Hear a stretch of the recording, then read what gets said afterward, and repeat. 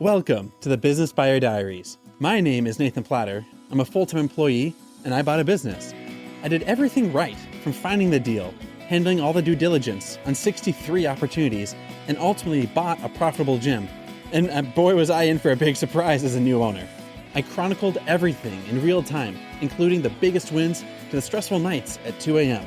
I'm sharing my journey without sugarcoating anything, so you don't make the same mistakes that I did. Here's today's episode. All right. Well, things are getting a little interesting. Met with someone who is very familiar within the system, within the franchise system, with the brand. Been employed throughout the system. And so we're just talking shop. I had heard through the grapevine that this gal was not too thrilled with the current arrangement and her how things are panning out with her situation. And so I had a chance to just hear straight from the horse's mouth what her thoughts have been with the current situation, past situations. And she approached me. She was definitely willing to have a conversation and see if she was crazy, if I'm crazy, what working together looks like and all that stuff. And long story short, it's been fascinating to see a common theme. A lot of people's egos are tied into the doing of their own business. Are they the ones talking at the front of the room? Are they the celebrity of the story? Are they the cool cat that everyone says, oh man, I love working out in your gym because you're the cool cat and I like being at cool cat's gym. And it's fascinating that there's so much self-worth and validation by franchisees being recognizable in a handful of areas. And it's just really curious to see. And for me, I guess my ego gets tied up in, are these things profitable?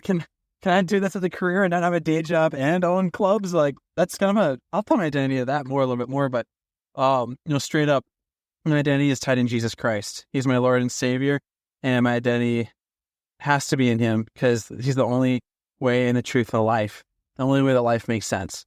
And so at the end of the day, I don't have to be the popular guy. I don't need to be the mastermind of these businesses. I don't need to be recognized as Mr. Hotshot or most desirable or whatever. And I think a handful of folks in any franchise system get attached to that pedestal of they're amazing. They've done so much. They're a gift to humanity. They impact the world and they are so cool. And it's just one person. It's their opinion, their background. So you got to take it with a grain of salt. Which is so interesting. Like, as we were just talking, I said, hey, this is helpful. From the few folks you're mentioning, you're having some good things and some bad things with. Here's my read on it. From an outsider, I don't know anybody. I just have a few interactions. Here's my read on a few things. And then I would lay out, like, here's my assumptions. I don't know if I'm right or if I'm wrong, but am I even right on any of it? Like, or am I just way off base and I'm misreading? It's like, no, pretty much on almost everything, you're spot on. So it's just really helpful and intriguing to see the folks in the system and how corporate is running corporate has an amazing product. People are getting crazy results. The folks that come to the studios are in love with the place. And like the folks that work at these gyms are stellar people. And there's something kind of funky that happens once people have the ownership hat on. And in a lot of cases, they change. And that's really strange. I don't get it. In one case, she was talking about how this person that they have it all put together. Yeah, they almost it wouldn't have gone under had not one or two really well-connected people help them out. It's like, no kidding. I thought this person had it all together. Like, yeah, not really. Until this person helped rescue them. Like, no kidding. Wow. It's crazy. And so anyhow, all that to say, I feel like I'm married into a really weird family. All these franchisees, all these managers, like everybody knows each other. And this is a small system. It's just so weird. And it's just it's funny. I'm smiling because folks will do interesting little tactics or little wins or quick grabs for cash or quick pedestals and trophies. And at the end of the day, it's like, well, you're kind of just a normal person. At the end of the day, yes, you get your trophy. Yes, congratulations, you get your trophy. Kudos to you. But then you realize, wow, like these owners and the managers, the instructors, like we're just normal people. We've got our own agendas, our own egos. And I'm not saying like they are that way. Like I'm that way too. Like I've got my agenda, I've got my schedule, I've got my master plan. I keep telling everyone my evil master plan. We're going to go to 5 locations.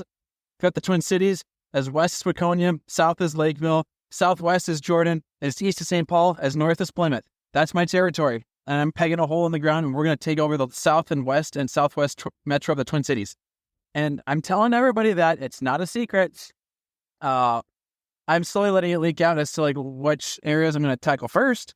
But this is not rocket science. This is all part of the plan. And if you're good at marketing, sales, empowering people, training, human recruitment, like no one can stop you. And I'm naive and arrogant enough to think that I can own this franchise in the next couple of years. Like not just my clubs. I think I can own the system in a couple of years. And crap, I just said that out loud. I didn't even talk to the CEO about it. But man, there's a interesting kind of person that gets into business ownership.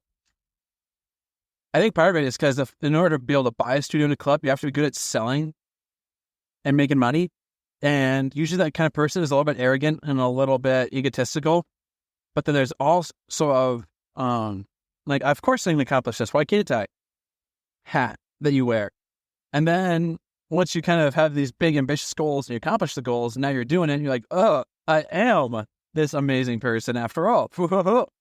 It's just like, it's self-fulfilling prophecy. The folks that think they can do it and can't do it, they get humbled and like, oh, maybe I'm not the razzle dazzle. But then the folks that do like, oh, of course I am the biggest gift to my market. Of course everyone should bow down and worship me. I'm just smiling because it's funny knowing human nature. And I'm sure in a lot of these areas, I'm very naive. I'm oversimplifying.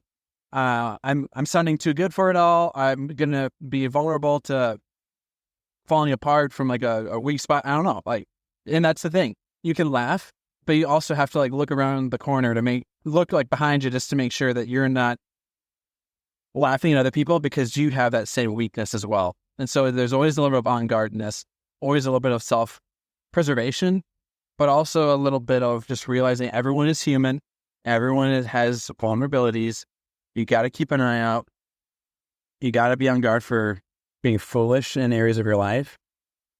Taking direction from people that know what they're doing, follow the lead, and keep casting the vision over and over. Hammer it in. This is where we're going. We're hitting this revenue by this date. I met with the marketing agency today. I said, hey, we're doing this big push. I need this result on this date so that we can have this acquisition go down. And like, okay, well, what does that look like leading up? I said, well, let's back a track. Let's track it back. If we need these many users or these many new customers, we're going to need this many leads. Meaning we're going to need this much ad spend. It takes this long to ramp it up. So my calculator says we got to do $400 of ad spend a day by this date.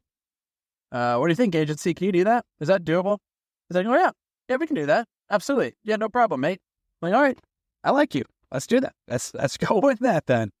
And just realizing I don't know how to run ads, but I know how to work with people that know how to run ads. I don't know how to run a gym, but I know how to work with people that run gyms. I don't know how to buy a business, but I know how to work with brokers and lenders that know how to buy businesses. And I don't know a lot, but I know how to take it the next step forward. So that's just a lot of the last couple minutes have been a tangent. Let's bring this ship down and finish off the episode. The world is a lot smaller than you think when it comes to like a niche and like having a reputation in a space, but it's a lot bigger than you think when you look at the size of opportunities. There are still thousands of people in the Twin Cities that have never heard of the brand. They still don't know what the franchise is. They still don't know the challenge, the transformation, the price point, what a workout looks like, that haven't even tried us before. There are thousands of people. And yet, like, if I talk to some of the folks that have managed these clubs, they say a name and they instantly have an opinion and a track record with that cat. And so it's small. Your reputation is smaller than you think. And the size of opportunities in front of people is way bigger than people think too. And they can both coexist. It's that classic, you can do way less in a year than you think, but way more than you think in 10 years.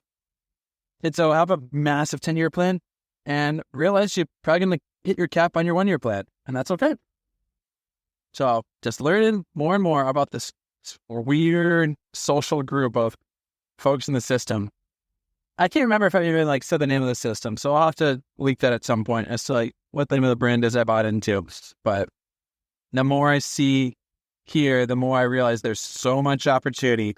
I really, really want to see what can happen here with this whole system. There's a lot of stuff going on, and I really want to make sure the value is not lost and that the studios stay open, that the brand can endure for an additional 50 years, that it can have a name and an imprint on the Midwest, not for its own name, but because of the transformation it brings.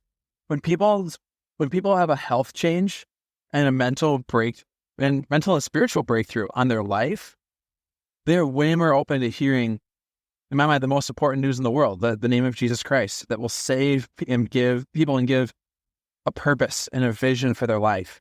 And people disagree with me that's fine. Most people will.